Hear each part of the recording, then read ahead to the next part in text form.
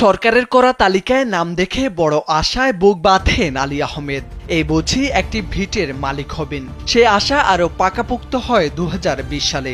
তখন উপজেলা প্রশাসনের পক্ষ থেকে 5 শতক জায়গার দলিল, নামজারি সহ খতিয়ান তুলে দেওয়া হয় আলী আহমেদের হাতে। কিন্তু সেই 5 শতক জমি আর কপালে জুটেনি আলী আহমেদের। স্থানীয় যুবলীগ নেতার আত্মীয় হওয়ায় বাসির নামের স্থানীয় এক প্রভাবশালী গিলে খেয়েছেন আলী আহমেদের সেই জায়গা। দখল করা সেই ভূমি ফিরে পাওয়ার জন্য বিভিন্ন দপ্তরে বারবার লিখিত অভিযোগ দিয়েও কোনো প্রতিকার পাননি তিনি। উল্টো তাকে বিভিন্ন সময় হুমকি ধমকি দেন তারা। এমন ঘটনা ঘটেছে কুমিল্লা জেলার মুরাদনগর উপজেলার বাঙ্গারা গ্রামে।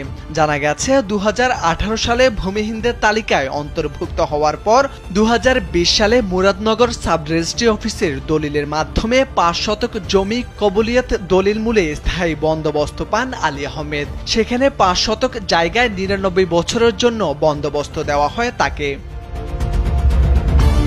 সে জায়গার দলিল বুঝে পেলেও আজও জায়গা বুঝে পাননি তিনি।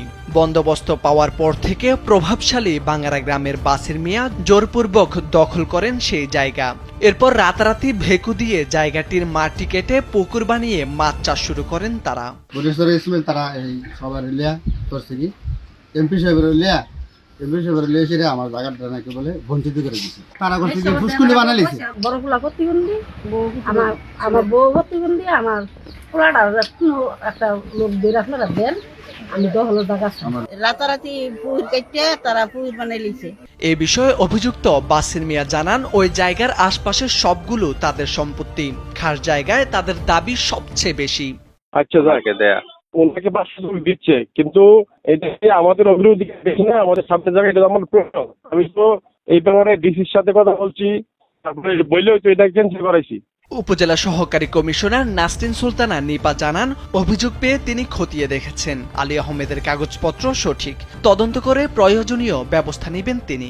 আলী আহমদ নামক যে ব্যক্তি, তাকে একটি জমি বন্দোবস্ত দেওয়া হয়েছিল এবং আমাদের ভূমি অফিস থেকে এই সংক্রান্ত যে যাবতীয় ফর্মালিটিস, সেই সকল ফর্মালিটিস আমি চেক করে দেখেছি অভিযোগের প্রেক্ষিতে, এবং দেখেছি যে তার সকল কাগজপত্রের সঠিকতা সঠিক রয়েছে। সকল বিষয়গুলো সরেজমিনে যাচাই করে উনি একটি প্রতিবেদন দিবেন এবং সেই প্রেক্ষিতে আমরা যে ব্যবস্থা নেওয়া প্রয়োজন সেই ব্যবস্থা দিব। প্রধানমন্ত্রীর আশ্রয়নের বিশেষ প্রকল্পের আওতায় জেলা প্রশাসনের করা ভূমিহীনদের তালিকায় 2018 সালে নাম ওঠে আলী আহমেদের। জায়গাটির সঠিক কাগজপত্র যাচাই করে দ্রুত এই সমস্যার সমাধানের দাবি স্থানীয়দের। মোর্শেদ আলম, কালবেলা।